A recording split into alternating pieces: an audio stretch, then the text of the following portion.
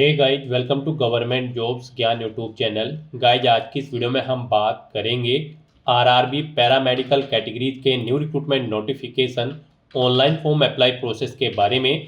जी हाँ दोस्तों, Indian railway recruitment board ने यहाँ पर पैरामेडिकल कैटेगरीज के 434 खाली पदों को भरने के लिए नोटिफिकेशन रिलीज कर दिया है। कैसे आप इस भर्ती में पार्टिसिपेट करने के लिए अपने फॉर्म अप्लाई कर सकते हो बिना कोई मिस्टेक किए हुए, इसकी पूरी जानकारी हम आपको स्टेप बाय स्टेप रजिस्ट्रेशन से लेकर प्रिंट तक इस वीडियो में देंगे। बस आपको इस वीडियो को स्किप किए बिना शुरू से लेकर एंड तक देखना है। तो उसके बाद वीडियो पसंद आए तो इसे लाइक और शेयर कर दें। चैनल पर नए हो तो इसे सब्सक्राइब कर लें। साथ ही साथ आपको फॉर्म अप्लाई करते हुए जो भी प्रॉब्लम फेस हो रही है उन सभी का हल आपको इस वीडियो में मिल जाएगा। जैसे कि कैसे यहाँ पर आपको अपना अकाउंट डिजी लॉकर के थ्रू वेरीफाई करना है, या फिर आधार के थ्रू वेरीफाई करना है, या फिर किसी अन्य डॉक्यूमेंट के थ्रू आपको वेरीफाई करना है। ओटीपी अगर आपके पास नहीं आ रहा है तो क्या उसकी प्रॉब्लम का सॉल्यूशन होगा, कैसे आपको अपने डॉक्यूमेंट अपलोड करने हैं, फोटो और सिग्नेचर अपलोड करने हैं, कौन सा डॉक्यूमेंट कितने केबी में आपको अपलोड करना है, पूरी जानकारी आपको इस वीडियो में दी जाएगी। बस आपको एंड तक हमारे साथ इस वीडियो में बने रहना है। तो बिना कोई वक्त गंवाए चलिए शुरू करते हैं। आपको इस वीडियो के डिस्क्रिप्शन बॉक्स में हमारी वेबसाइट IND-sarkari-naukri.in के पेज का लिंक मिल जाएगा। यहाँ पर आपको इस भर्ती के रिगार्डिंग सभी डिटेल्स प्रोवाइड कर दी गई है। इंडियन रेलवे, भारतीय रेलवे ने यहाँ पर पैरामेडिकल कैटेगरीज की पोस्ट के लिए 434 वैकेंसीज का नोटिफिकेशन रिलीज किया है। आप 9 अगस्त 2025 से 8 सितंबर 2025 तक अपने फॉर्म अप्लाई कर सकते हो। फीस पेमेंट की लास्ट डेट 10 सितंबर 2025 है। फॉर्म में करेक्शन आप 11 सितंबर 2025 से 20 सितंबर 2025 के बीच में कर सकते हो। सैलरी यहाँ पर आपको लेवल 3, 4, 5, 6, 7 के तहत प्रोवाइड कराई जाएगी। पोस्ट वाइज एजुकेशनल क्वालिफिकेशन की डिटेल भी आप यहाँ से चेकआउट कर सकते हो। यहाँ पर किस पोस्ट पर अप्लाई करने के लिए क्या आपकी एजुकेशनल क्वालिफिकेशन रिक्वायर्ड है, पूरी जानकारी आपको हमारी वेबसाइट के इस पेज पर प्रोवाइड कर दी गई है। यहाँ से आप चेकआउट कर सकते हो। आयु सीमा आपकी मिनिमम 18, 19, 20 है, मैक्सिमम 33, 35, 40 है। पोस्ट वाइज आप चेकआउट कर सकते हो। फीस यहाँ पर जनरल ओबीसी के लिए 500 रुपये है। 400 रुपये उनकी फीस बाद में रिफंड कर दी जाएगी। SC, ST, PWD और वुमेन कैंडिडेट के लिए 250 रुपये फीस का अमाउंट है। पूरा का पूरा फीस का अमाउंट उनका बाद में यहाँ पर रिफंड कर दिया जाएगा। ये फीस का अमाउंट आप ऑनलाइन मोड में debit card, credit card, net banking या फिर UPI के माध्यम से जमा करा सकते हो। सिलेक्शन आपका computer based test, document verification और मेडिकल एग्जामिनेशन के आधार पर होगा। आप ऑल इंडिया से ऑनलाइन मोड में इस भर्ती के लिए आवेदन कर सकते हो। उसके लिए आपको इस पेज को नीचे स्क्रॉल डाउन करते हुए इंपॉर्टेंट लिंक सेक्शन में आना है। ऑफिशियल नोटिफिकेशन PDF लिंक पर क्लिक करके इस भर्ती के नोटिफिकेशन को ओपन कर लेना है और इसमें से आपको पूरी डिटेल रीड कर लेनी है। यहाँ पर आपको सभी डिटेल्स प्रोवाइड कर दी गई है, जैसे कि क्या पोस्ट का नाम है, कितनी उसके लिए नंबर ऑफ वैकेंसीज है, कब से कब तक आप अप्लाई कर सकते हो, क्या आपका एलिजिबिलिटी क्राइटेरिया होना चाहिए, कौन सी पोस्ट के लिए किस कैटेगरी में कितनी वैकेंसी है और कौन सी RRB में कितनी वैकेंसी है, पूरी जानकारी आपको इस नोटिफिकेशन में दे दी गई है। आप सभी डिटेल्स यहाँ से रीड करें, उसके बाद अपने फॉर्म अप्लाई कर लें। फॉर्म अप्लाई करने के लिए भी आपको हमारी वेबसाइट के इसी पेज पर ही अप्लाई ऑनलाइन का लिंक दिया गया है। जैसे ही आप इस लिंक पर क्लिक करेंगे आपके सामने यहाँ पर इंडियन रेलवे का ये पोर्टल ओपन होगा। गाइड, यहाँ पर आने के बाद अगर आपने पहले से इस पोर्टल पर अपना रजिस्ट्रेशन कर रखा है 2024 के बाद, तो यहाँ पर गाइड आपको लॉगिन की इस टैब पर क्लिक करना है और लॉगिन करके अपना फॉर्म अप्लाई कर लेना है। जैसे ही आप इस टैब पर क्लिक करेंगे लॉगिन की, आपके सामने कुछ इस तरह से इंटरफेस ओपन होगा। यहाँ पर आने के बाद आपके पास 2 ऑप्शन है जिनके थ्रू यहाँ पर आप लॉगिन कर सकते हो, लॉगिन विद आधार या फिर login with RRB account credential. आप अपनी चॉइस के अकॉर्डिंग यहाँ पर कोई भी ऑप्शन सेलेक्ट करें और उसके थ्रू यहाँ पर आप लॉगिन कर लें। लॉगिन विद आधार ऑप्शन अगर आप सिलेक्ट करते हैं तो फिर आपके सामने कुछ इस तरह से इंटरफेस ओपन होगा। उसके बाद यहाँ पर आपको अपना फ़ोन नंबर एंटर करना है और उसके बाद जनरेट आधार OTP के ऑप्शन पर क्लिक कर देना है। फिर यहाँ पर आपके मोबाइल नंबर पर एक OTP आएगा जिससे आपका आधार लिंक है। वो OTP आपको यहाँ पर एंटर करना है।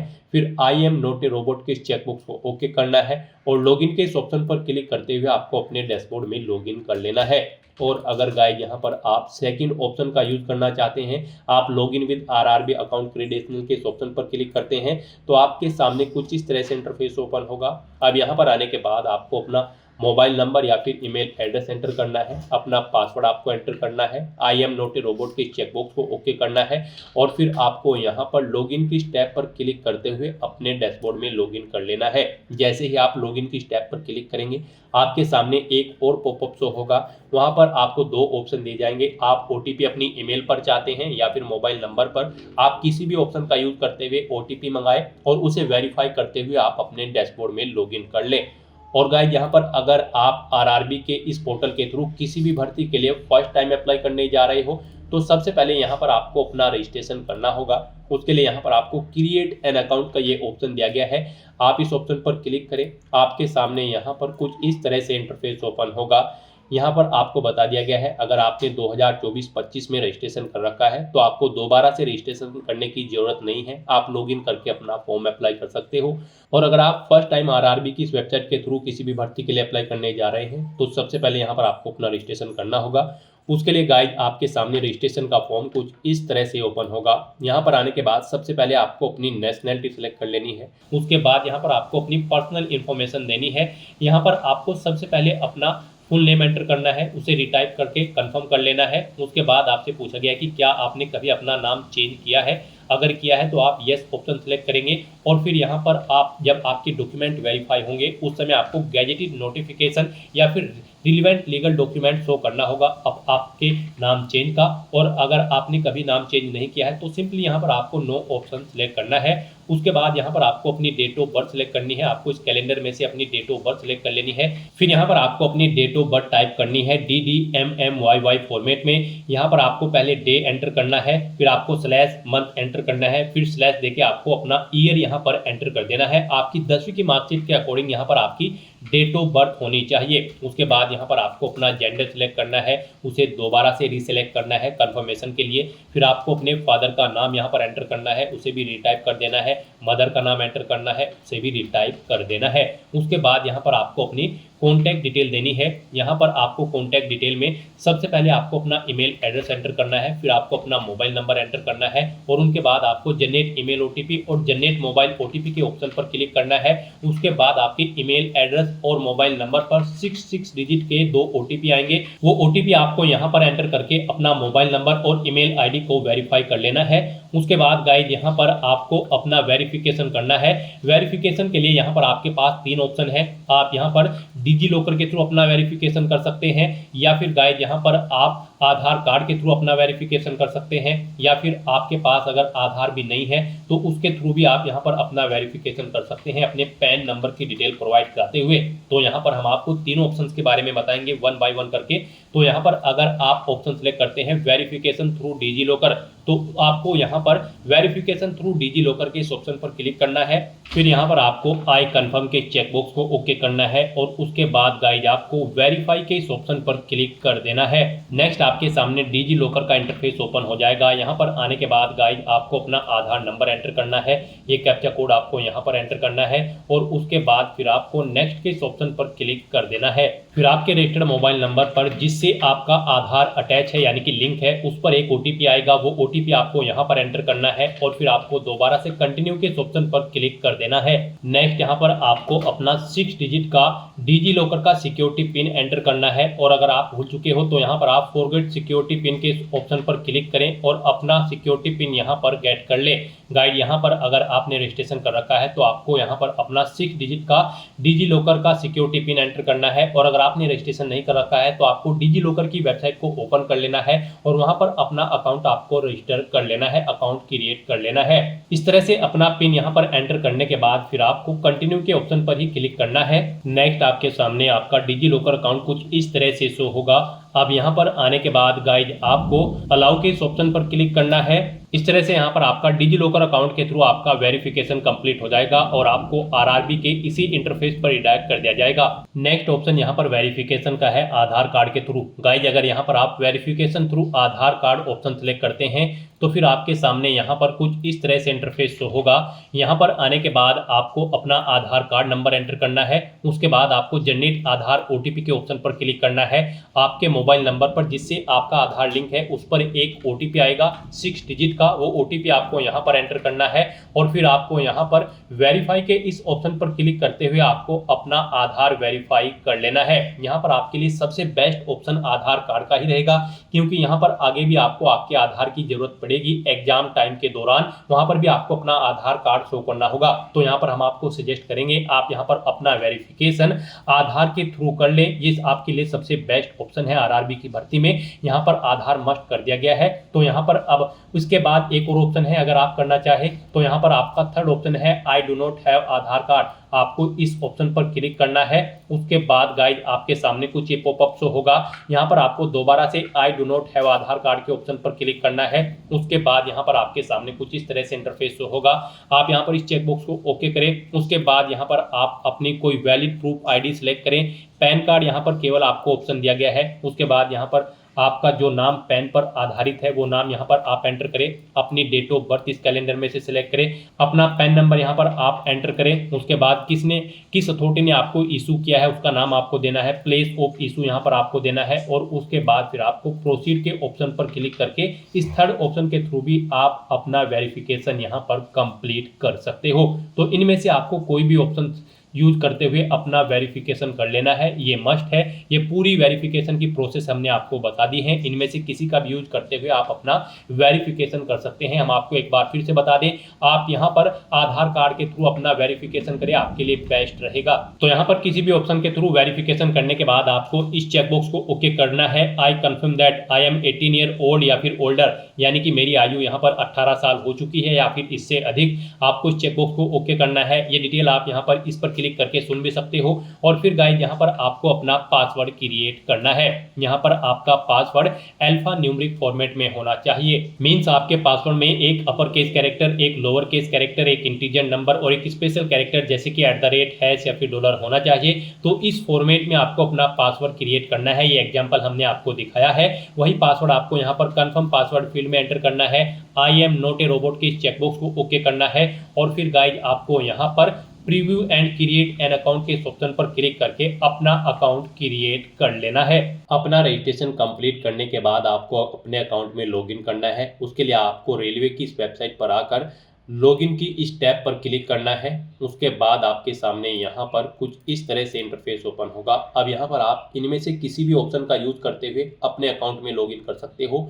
आप यहाँ पर लॉगिन विद आधार या फिर login with RRB account credential किसी भी ऑप्शन का यूज करते हुए लॉगिन कर सकते हो। तो यहाँ पर आप किसी भी ऑप्शन का यूज करते हुए लॉगिन करें। अगर आप यहाँ पर सेकंड ऑप्शन का यूज करते हो तो आपके सामने कुछ इस तरह से इंटरफेस ओपन होगा। अब यहाँ पर आने के बाद आपको अपना मोबाइल नंबर या फिर ईमेल एड्रेस एंटर करना है। अपना पासवर्ड आपको एंटर करना है। I am not a robot के चेकबॉक्स को ओके करना है और फिर आपको लॉगिन के ऑप्शन पर क्लिक कर देना है। फिर आपके सामने यहाँ पर 2 फैक्टर ऑथेंटिकेशन मोड ओपन होगा। यहाँ पर आपको अपना अकाउंट वेरीफाई करते हुए लॉगिन करना होगा। यहाँ पर आप ओटीपी मंगा सकते हैं अपनी ईमेल आईडी पर या फिर फ़ोन नंबर पर। इनमें से आप किसी भी लिंक पर क्लिक करें, सेंड ओटीपी टू ईमेल या फिर सेंड ओटीपी टू फ़ोन। उसके बाद आपकी ईमेल आईडी या फ़ोन नंबर पर एक ओटीपी आएगा। वो ओटीपी आपको यहाँ पर एंटर करना है और उसके बाद आपको लॉगिन की स्टेप पर क्लिक करते हुए अपने डैशबोर्ड में लॉगिन कर लेना है। लॉगिन करने के बाद आपके सामने आपका डैशबोर्ड कुछ इस तरह से शो होगा। यहाँ पर आपको कुछ जनरल इंस्ट्रक्शंस प्रोवाइड कराए गए हैं। आपको इन्हें केयरफुली रीड आउट कर लेना है फॉर्म अप्लाई करने से पहले।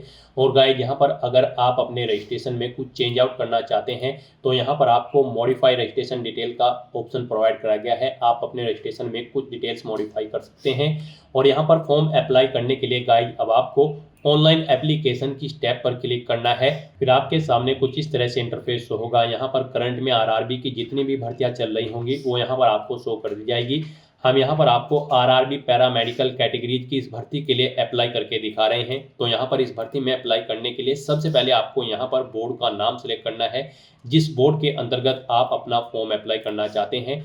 फिर यहाँ पर आपको इन चेकबॉक्सेस को ओके करना है और उसके बाद आपको यहाँ पर नेक्स्ट के इस ऑप्शन पर क्लिक कर देना है। नेक्स्ट आपके सामने कुछ इस तरह से इंटरफेस होगा। यहाँ पर आपकी पर्सनल डिटेल ऑटोमेटिकली फैच कर ली गई है आपके रजिस्ट्रेशन से, जो आपने रजिस्ट्रेशन में डिटेल प्रोवाइड कराई थी। और यहाँ पर बस अब आपको अपना मैरिटल स्टेटस सेलेक्ट करना है। आप मैरिड हो या फिर अनमैरिड, अपना रिलीजन आपको सिलेक्ट कर लेना है, अपनी मातृभाषा यहाँ पर आपको सिलेक्ट कर लेनी है। फिर यहाँ पर आप किस लैंग्वेज में अपना एग्ज़ाम चाहते हैं, एग्ज़ाम पेपर, वो यहाँ पर आप सिलेक्ट कर लें। आपकी बॉडी पर कहीं कोई कट या तिल का निशान है तो उस पैलेस का नाम यहाँ पर आप दें।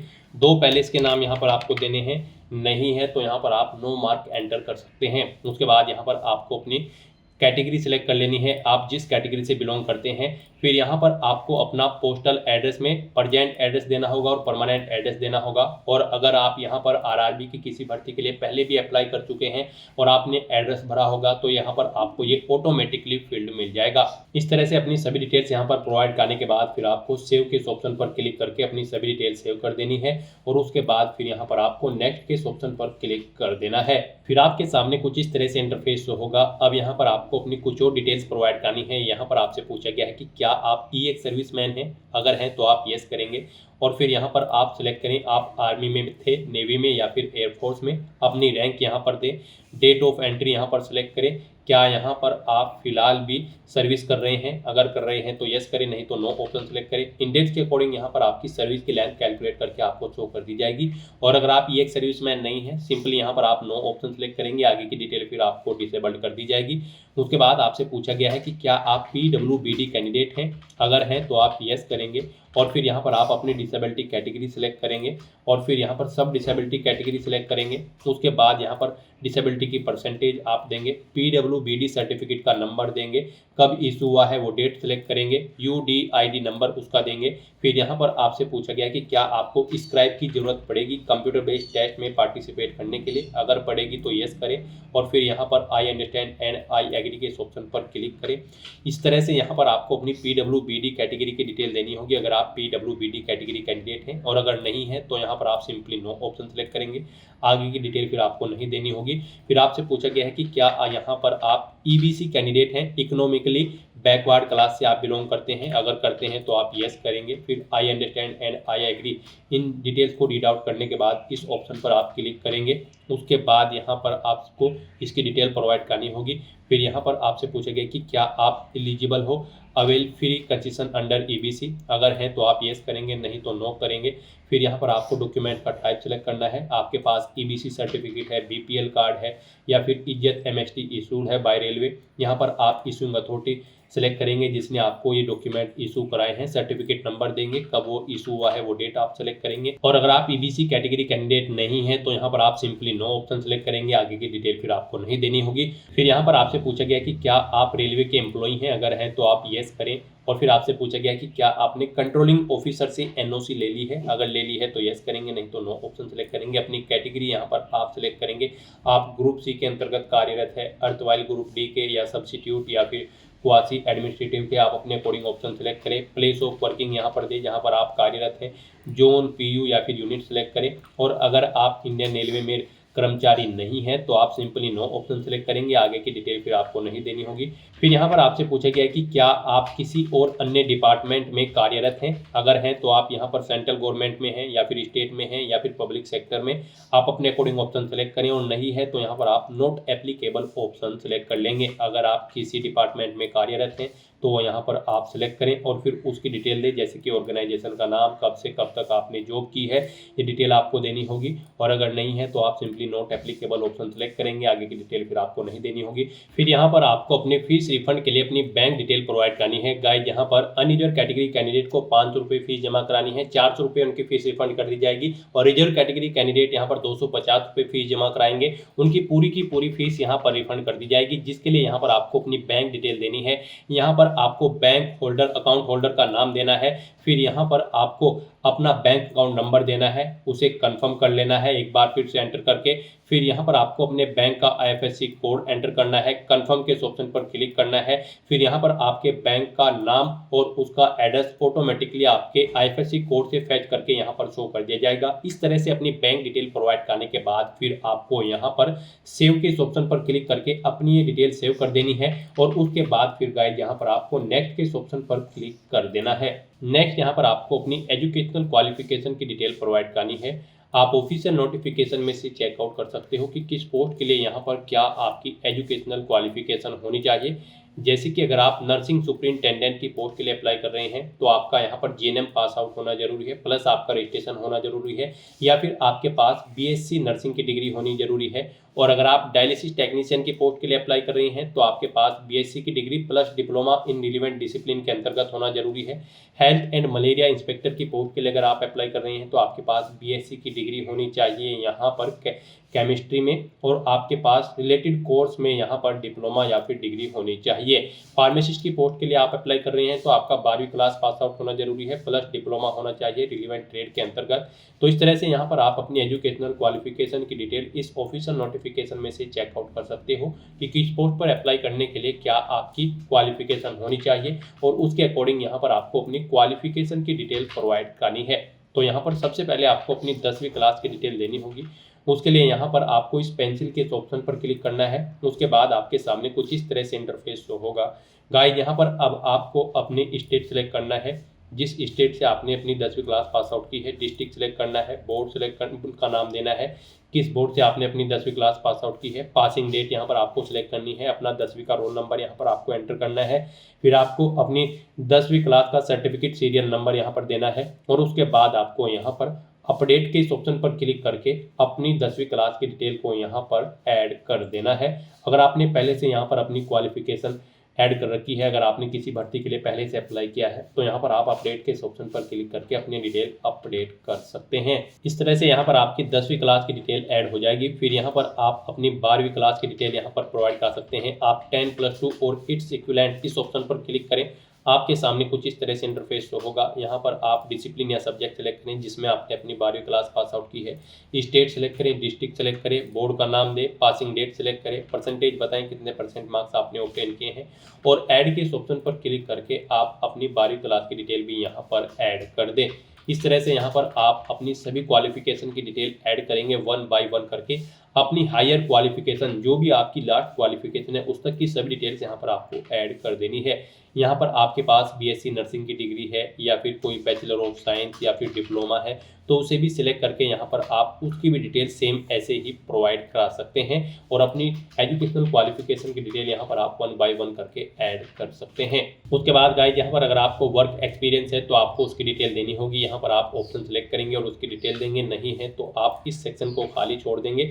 यहाँ पर अगर आपको एक्सपीरियंस है आप ये ऑप्शन सेलेक्ट करते हैं तो फिर यहाँ पर आपसे पूछा गया है कि क्या आप प्रेजेंट में एम्प्लॉय हैं या फिर पास्ट में। आप अपने अकॉर्डिंग ऑप्शन सेलेक्ट करें, किस डेट से किस डेट तक आप कार्यरत थे वो डेट आप सेलेक्ट करें। इनके अकॉर्डिंग यहाँ पर आपके एक्सपीरियंस के ईयर, मंथ और डेट कैलकुलेट करके आपको शो कर दी जाएंगे, और फिर यहाँ पर आप अपना एक्सपीरियंस सर्टिफिकेट अपलोड कर दें। आप अपलोड डॉक्यूमेंट के ऑप्शन पर क्लिक करें और अपना एक्सपीरियंस सर्टिफिकेट यहाँ पर अपलोड कर दें, और फिर आप यहाँ पर ऐड के ऑप्शन पर क्लिक करके अपने एक्सपीरियंस की डिटेल ऐड कर सकते हो। एक से ज़्यादा जगह वर्किंग एक्सपीरियंस है फिर आप दोबारा से यहाँ पर अपना एक्सपीरियंस प्रोवाइड कराएं और ऐड के बटन पर क्लिक करके अपने सेकंड एक्सपीरियंस की डिटेल भी आप यहाँ पर ऐड कर सकते हो। इस तरह से यहाँ पर आपको अपने एक्सपीरियंस और क्वालिफिकेशन की डिटेल प्रोवाइड कर देनी है, और फिर गाइस आपको यहाँ पर नेक्स्ट के इस ऑप्शन पर क्लिक कर देना है। नेक्स्ट यहाँ पर आपको अपना फोटो और सिग्नेचर अपलोड करने हैं। यहाँ पर आपको फोटो कैप्चर करने के लिए 2 ऑप्शन दिए गए हैं। आप यहाँ पर डायरेक्टली कैप्चर लाइव इमेज के ऑप्शन पर क्लिक करें, अपने वेब कैमरा के थ्रू अपना लाइव फोटो कैप्चर कर लें, या फिर आप यहाँ पर capture live image from mobile के ऑप्शन पर क्लिक करें। आपके सामने यहाँ पर एक QR कोड शो होगा। इस QR कोड को आप अपने मोबाइल फोन से स्कैन करें। अपने मोबाइल फोन में आपने जो भी यहाँ पर QR कोड स्कैनर इंस्टॉल किया हुआ है उसके थ्रू आप इसे स्कैन करें। उसके बाद आपके मोबाइल फोन में आपको अपना RRB का अकाउंट लॉगिन करना होगा। अपने लॉगिन की डिटेल प्रोवाइड करते हुए आपको अपने डैशबोर्ड में लॉगिन कर लेना है, और फिर वहां से आपको अपना फोटो लाइव कैप्चर करना है। फोटो कैप्चर करते समय आपको अपना फेस सर्कल में प्रॉपर वे में लाना है और अपनी आंखों को 2 या 3 बार ब्लिंक करना है। उसके बाद यहाँ पर आपका लाइव फोटो कैप्चर हो जाएगा आपके मोबाइल फोन से। यहाँ पर फोटो कैप्चर करते समय आपको कुछ जनरल इंस्ट्रक्शंस दिए गए हैं, आपको इन्हें रीड आउट कर लेना है। फोटो कैप्चर करते समय आपको सफेद कपड़े नहीं पहनने हैं, और जिस स्थान पर आप अपना फोटो कैप्चर करेंगे वहां पर प्रॉपर वे में लाइट होनी चाहिए और प्लेन बैकग्राउंड उस स्थान का होना चाहिए। और यहाँ पर आपको बिल्कुल सीधा कैमरे की तरफ देखना है, और आपको यहाँ पर फोटो कैप्चर करते समय अपने सर पर कोई टोपी या फिर कैप नहीं पहननी है, ना आपको अपने चेहरे पर कोई मास्क लगाना है, और ना ही आपको अपने आंखों पर कोई चश्मा यहाँ पर पहनना है। तो यहाँ पर आपको कुछ इन इंस्ट्रक्शंस को ध्यान में रखते हुए अपना लाइव फोटो कैप्चर कर लेना है। दोस्तों, मोबाइल से लाइव फोटो कैप्चर करने के लिए सबसे पहले आपको अपने फोन में QR code scanner application open करनी करनी होगी। उसके बाद में आपको ये बार कोड यहाँ पर स्कैन कर लेना होगा। उसके बाद में आपको इस लिंक पर क्लिक करना होगा। उसके बाद यहाँ पर आने के बाद में आपको आरआरबी अकाउंट के अंतर्गत अपने डैशबोर्ड में लॉगिन करना होगा। लॉगिन करने के लिए आप आधार से लॉगिन कर सकते हो या फिर आरआरबी अकाउंट के थ्रू लॉगिन कर सकते हो। जैसे कि हम आपको आरआरबी अकाउंट के थ्रू लॉगिन करके दिखा रहे हैं। सबसे पहले आपको यहाँ पर अपना ईमेल एड्रेस एंटर करना होगा, पासवर्ड आपको एंटर करना होगा और इस चेक बॉक्स को ओके करना होगा और यहाँ पर लॉगिन की स्टेप पर क्लिक करके अपने डैशबोर्ड में लॉगिन कर लेना होगा। लॉगिन करने के लिए आपको ईमेल आईडी या फिर मोबाइल फोन पर एक ओटीपी सेंड करना होगा। उसके लिए आपको यहाँ पर इस लिंक पर क्लिक करना होगा। ओटीपी एंटर करने के बाद में आपको लॉगिन की स्टेप पर क्लिक करना होगा। लॉगिन करने के बाद में आपके सामने कुछ इस तरह से इंटरफेस ओपन हो जाएगा। यहाँ पर आकर आपको इस पेज को स्क्रॉल डाउन करना होगा और यहाँ पर आप देख सकते हो capture live image. Live photo capture करने के लिए आपको इस टैब पर क्लिक करना होगा और अपना लाइव फोटो कैप्चर कर लेना होगा। फोटो कैप्चर करने के लिए आपको अपना फेस इस सर्कल के अंतर्गत लाना होगा और अपनी आंखों को यहाँ पर ब्लिंक करना होगा वेरिफिकेशन के लिए और उसके बाद में कैप्चर के इस टैब पर क्लिक करके अपना लाइव फोटो कैप्चर कर लेना होगा। तो इस तरह से आपका लाइव फोटो कैप्चर हो जाएगा और उसके बाद में आपको सेव की टैब पर क्लिक करके अपना लाइव फोटो जो आपने कैप्चर किया है उसको सेव कर देना होगा। उसके बाद गाइस यहाँ पर आपको अपने सिग्नेचर अपलोड करने हैं। सिग्नेचर यहाँ पर आपके जेपीजी या फिर जेपीईजी फॉर्मेट में होने चाहिए। सिग्नेचर की विड्थ आपकी 140 पिक्सल होनी चाहिए, हाइट 60 पिक्सल होनी चाहिए। सिग्नेचर यहाँ पर आपको एक ब्लैंक इंक पेन से व्हाइट पेपर पर करने हैं। यहाँ पर आपको एक बॉक्स क्रिएट करना है जिसकी विड्थ 140 पिक्सल होनी चाहिए और हाइट उसकी 60 पिक्सल होनी चाहिए। उसमें आपको अपने सिग्नेचर यहाँ पर करके अपलोड करने हैं। साइज आपके सिग्नेचर की फाइल का 30 KB से 49 KB के बीच में होना चाहिए और अगर आप अपने सिग्नेचर का साइज कम या ज्यादा करना चाहते हैं तो आप गूगल पर जाएं, इमेज रिसाइज टाइप करें, मल्टीपल ऑनलाइन वेबसाइट ओपन होंगी, उनमें से कोई भी वेबसाइट ओपन करें, वहां पर आप अपने सिग्नेचर की फाइल को अपलोड करें और अपनी नीड के अकॉर्डिंग आप उसका साइज सेट करके फिर उसे वहां से डाउनलोड करके अपलोड कर दें। तो यहाँ पर आपको ब्राउज के ऑप्शन पर क्लिक करना है, फाइल को सिलेक्ट कर लेना है और अपने सिग्नेचर की फाइल को यहाँ पर अपलोड कर देना है। तो इस तरह से यहाँ पर आपका लाइव फोटो कैप्चर हो जाएगा और सिग्नेचर आपके अपलोड हो जाएंगे। उसके बाद आपको इस पेज को नीचे स्क्रॉल डाउन करना है और फिर गाइज आपको सेव के ऑप्शन पर क्लिक करके अपना फोटो सिग्नेचर यहाँ पर सेव कर देने हैं और उसके बाद फिर आपको नेक्स्ट के ऑप्शन पर क्लिक कर देना है। नेक्स्ट यहाँ पर आपको अपनी पोस्ट प्रेफरेंस देनी है। यहाँ पर आपको आपके आरआरबी के अकॉर्डिंग और आपने जो क्वालिफिकेशन प्रोवाइड कराई है उसके अकॉर्डिंग पोस्ट शो कर दी जाएंगी। यहाँ पर आप जिस पोस्ट को फर्स्ट नंबर पर प्रेफरेंस देना चाहते हैं उसे यहाँ पर आपको फर्स्ट नंबर पर सिलेक्ट करना है। उसके सामने प्लस के ऑप्शन पर क्लिक करना है। जिसे सेकंड नंबर पर आप प्रेफरेंस देना चाहते हैं उसके सामने प्लस के ऑप्शन पर क्लिक करें और आप यहाँ पर उसे ऐड कर दें। इस तरह से यहाँ पर आप अपनी चॉइस के अकॉर्डिंग आप जिस पोस्ट को जिस नंबर पर प्रेफरेंस देना चाहते हैं उसे यहाँ पर ऐड कर सकते हैं। आपको आपकी क्वालिफिकेशन और आरआरबी के अकॉर्डिंग पोस्ट की लिस्ट यहाँ पर शो कर दी जाएंगी जिन्हें यहाँ पर आप अपने अकॉर्डिंग प्रेफरेंस सेट कर सकते हैं। फिर आपको इस पेज को नीचे स्क्रॉल डाउन करना है, इस चेकबॉक्स को ओके करना है और इस चेकबॉक्स को आपको ओके करना है, अपना पैलेस यहाँ पर आपको एंटर करना है और फिर गाइड आपको यहाँ पर सेव के ऑप्शन पर क्लिक करके अपनी डिटेल सेव कर देनी है और उसके बाद फिर यहाँ पर आपको प्रीव्यू एप्लीकेशन के ऑप्शन पर क्लिक कर देना है। फिर यहाँ पर आपको आपके एप्लीकेशन फॉर्म का पूरा प्रीव्यू शो कर दिया गया है जो पीछे आपने डिटेल प्रोवाइड कराई है। आपको सभी डिटेल्स केयरफुली चेकआउट करनी है, पेज को नीचे स्क्रॉल डाउन करना है, इस चेकबॉक्स को ओके करना है। कहीं पर कोई मिस्टेक है तो आप एडिट बटन पर क्लिक करके एडिट कर सकते हैं और अगर सभी चीजें ओके हैं तो यहाँ पर बस अब आपको सबमिट के ऑप्शन पर क्लिक कर देना है। इस तरह से यहाँ पर आपका एप्लीकेशन फॉर्म सक्सेसफुली सबमिट हो चुका है, लेकिन कंसीडर इसे आपके फीस पेमेंट के बाद ही किया जाएगा। तो यहाँ पर आपको अपनी कैटेगरी के अकॉर्डिंग एप्लीकेशन फीस का अमाउंट शो करना है। अगर यहाँ पर आप अनरिजर्व कैटेगरी से बिलोंग करते हैं तो आपको 500 रुपये फीस जमा करानी है। यहाँ पर 400 रुपये आपके बाद में रिफंड कर दिए जाएंगे और अगर आप रिजर्व कैटेगरी से बिलोंग करते हैं तो फिर यहाँ पर आपको 250 रुपये फीस के रूप में जमा कराने होंगे जो कि पूरा का पूरा अमाउंट आपका बाद में यहाँ पर रिफंड कर दिया जाएगा। तो यहाँ पर अब अपना फीस पेमेंट करने के लिए गाइज आपको पे विद SBI ई-पे की स्टेप पर क्लिक करना है। फिर आपके सामने ये पॉपअप शो होगा, आप इस चेकबॉक्स को ओके करें और उसके बाद प्रोसीड के ऑप्शन पर क्लिक कर दें। नेक्स्ट आपके सामने फीस पेमेंट का इंटरफेस ओपन हो जाएगा। यहाँ पर आप debit card, credit card, prepaid card, internet banking या फिर UPI के माध्यम से अपना फीस पेमेंट कर सकते हैं। UPI यहाँ पर आपके लिए सबसे बेस्ट और ईजी ऑप्शन रहेगा। आप UPI के ऑप्शन पर क्लिक करें। UPI ID के थ्रू अगर आप अपना फीस पेमेंट करना चाहते हैं तो एंटर UPI ID के ऑप्शन पर क्लिक करें। यहाँ पर आप अपनी यूपीआई आईडी एंटर करें और वैलिडेट यूपीआई आईडी के ऑप्शन पर क्लिक करके आप अपना फीस पेमेंट कर दें। और अगर आप यूपीआई क्यूआर कोड के थ्रू आप अपना फीस पेमेंट करना चाहते हैं तो यूपीआई क्यूआर के ऑप्शन पर क्लिक करें, पे नाउ के ऑप्शन पर क्लिक करें। ये क्यूआर कोड यहाँ पर आपको शो होगा, आप इसे अपने यूपीआई से स्कैन करें और अपना फीस पेमेंट कर दें। सक्सेसफुली फीस पेमेंट करने के बाद यहाँ पर आपके एप्लीकेशन फॉर्म की सभी टास्क कंप्लीट हो जाएगी। उसके बाद आपको अपने एप्लीकेशन फॉर्म का एक हार्ड कॉपी प्रिंट आउट ले लेना है फ्यूचर यूज के लिए, फ्यूचर रेफरेंस के लिए। और आप अपने डैशबोर्ड में जाकर भी चेकआउट कर सकते हो कि आपका एप्लीकेशन फॉर्म यहाँ पर सक्सेसफुली सबमिट हो चुका है या फिर नहीं। तो दोस्तों ऐसे आप आरआरबी पैरामेडिकल कैटेगरीज की इन 434 खाली पदों को भरने के लिए अपने फॉर्म अप्लाई कर सकते हो बिना कोई मिस्टेक किए हुए। आज की इस वीडियो में बस इतना ही। आई होप ये वीडियो आपको पसंद आई होगी। अगर पसंद आई हो तो इसे लाइक और शेयर करें, चैनल पर नए हो तो इसे सब्सक्राइब कर लें। Thanks for watching.